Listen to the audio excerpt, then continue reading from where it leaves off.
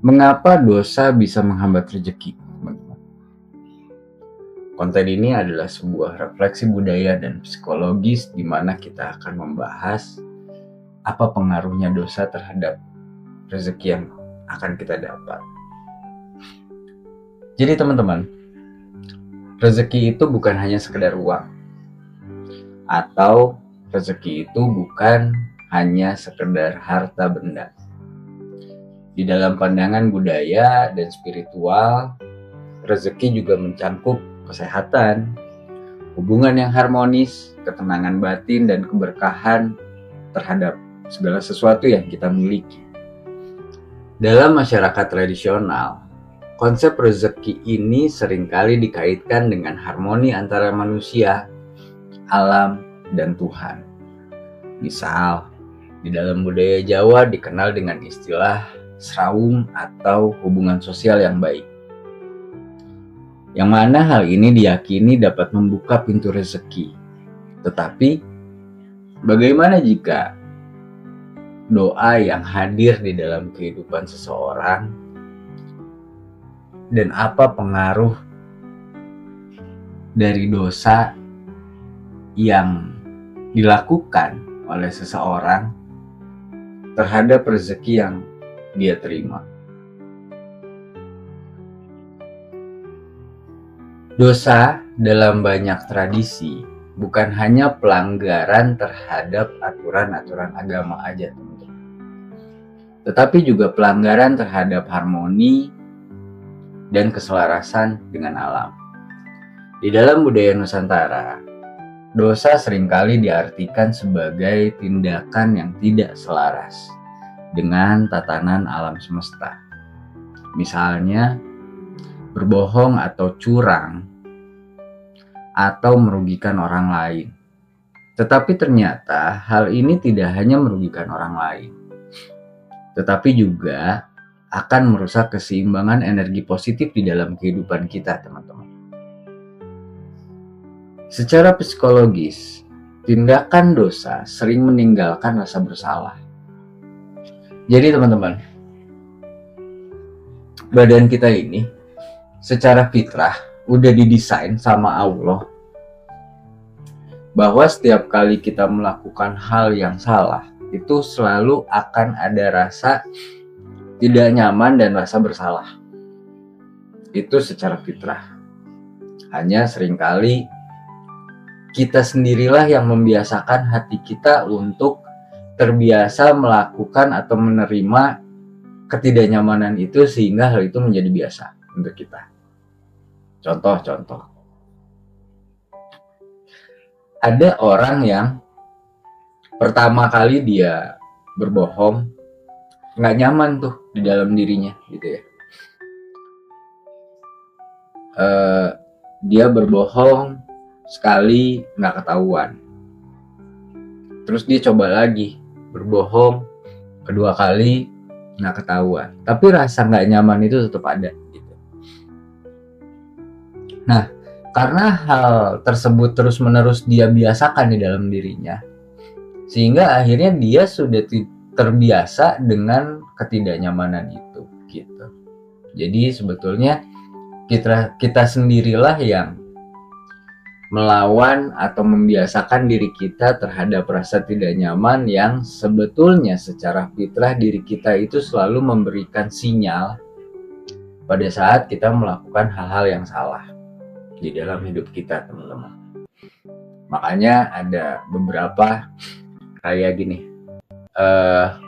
untuk tahu tindakan kamu itu benar atau salah, tanya aja sama hati kamu gitu. Jadi kalau di dalam diri kita tuh ada kayak yang berat gitu ya, kita mau ngelakuin ini kok kayak yang berat, kayak yang enggak deh gitu. Nah itu sinyal-sinyal di dalam diri kita yang selalu ngasih tahu kita bahwa tindakan itu benar atau salah di dalam kehidupan kita.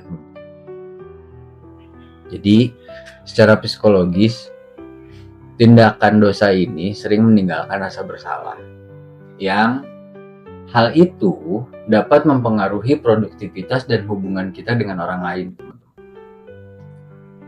Dan hal ini juga yang pada akhirnya menjadi penghalang yang tidak kasat mata bagi diri kita di dalam memperoleh rezeki di dalam hidup kita. Di dalam berbagai tradisi agama, teman-teman, hubungan manusia dengan Tuhan itu sering dianggap sebagai sumber rezeki. Kita mau minta apa-apa, minta ke Tuhan. Kita minta rezeki, minta ke Tuhan. Kita kesulitan, minta ke Tuhan. Kita butuh apa, kita minta ke Tuhan.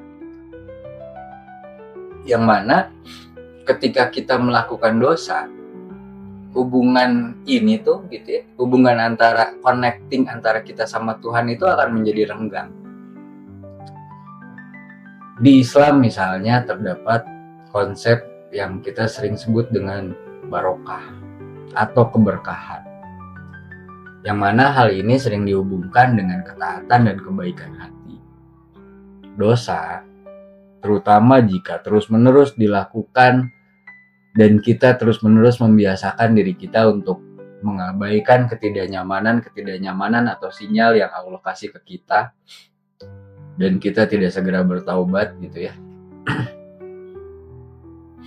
Ini dapat menciptakan sebuah penghalang spiritual yang akan mengurangi barokah di dalam rezeki tersebut, teman-teman. Bayangin kalau ada seseorang yang rajin bekerja, tetapi hidupnya selalu penuh dengan masalah. Bisa jadi masalahnya bukan soal kurang usahanya, tetapi barokahnya yang berkurang, teman-teman. Secara psikologis, dosa itu dapat mempengaruhi cara kita memandang diri kita sendiri dan dunia yang ada di sekitar kita.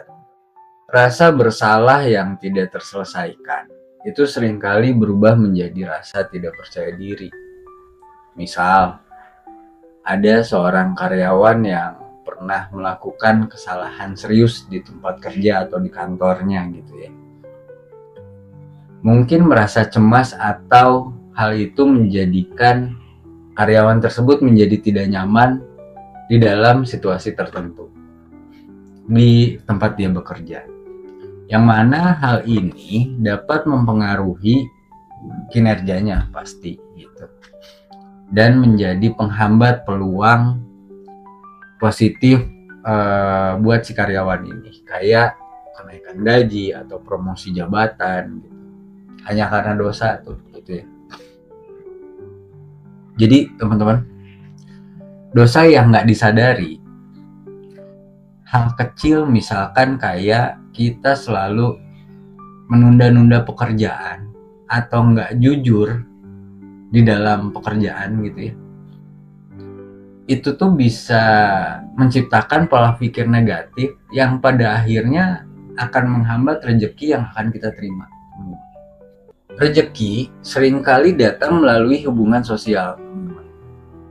Di dalam budaya kita itu banyak banget nilai-nilai kayak silaturahmi, gotong royong, saling membantu gitulah, adalah bagian penting dari dalam kehidupan.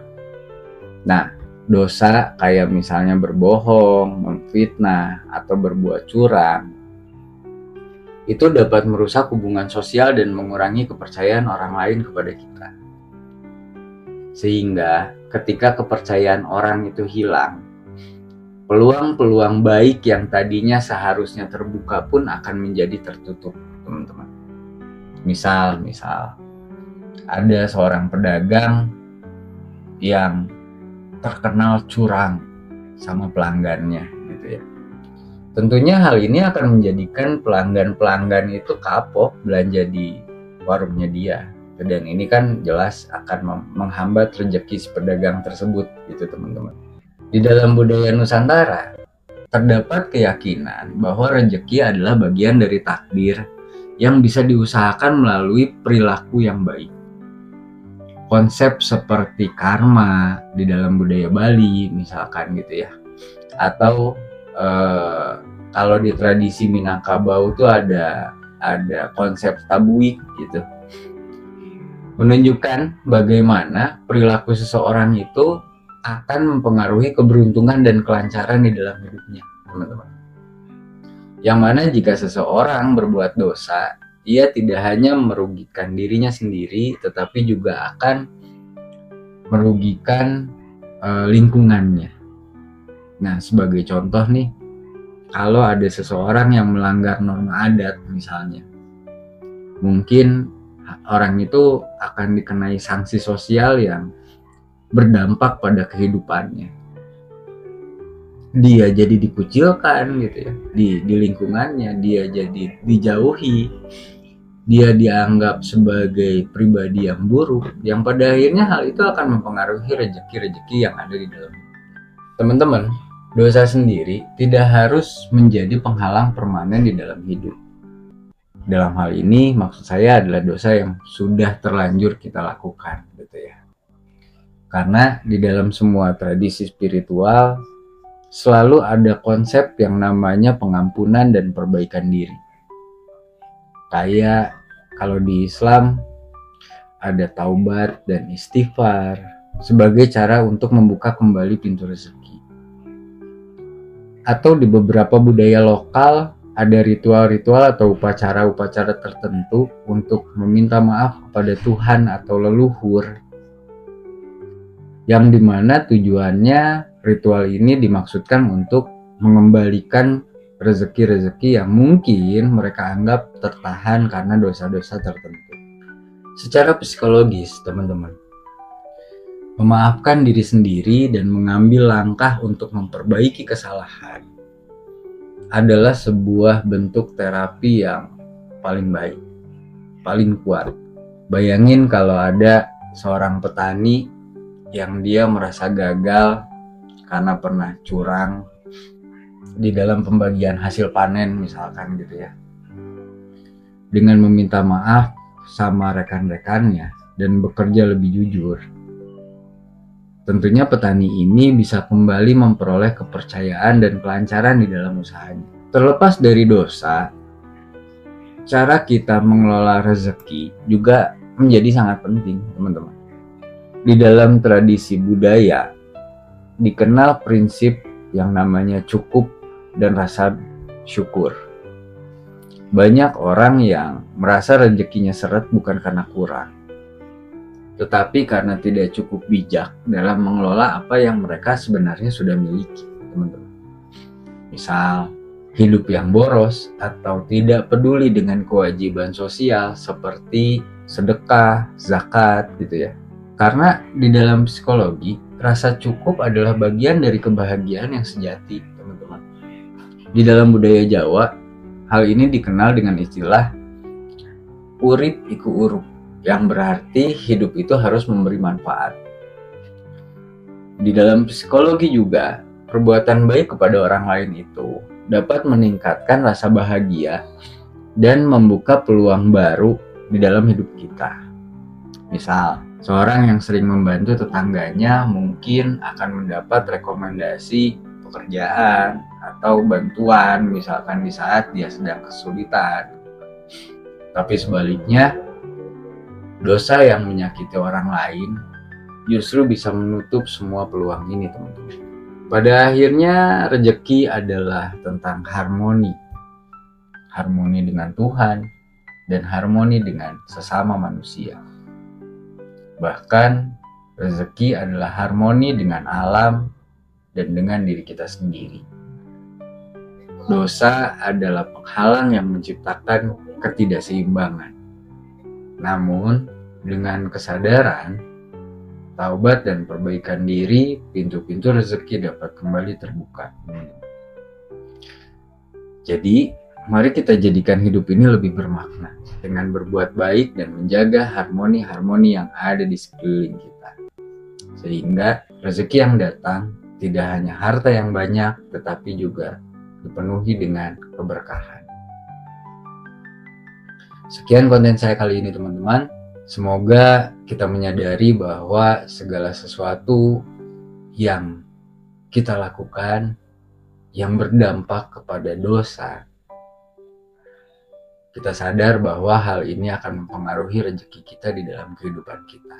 Mudah-mudahan video ini ada manfaatnya untuk teman-teman semua. Jangan lupa like, subscribe, dan share video ini sebanyak-banyaknya jika teman-teman merasa ada manfaat dari video yang saya sampaikan ini.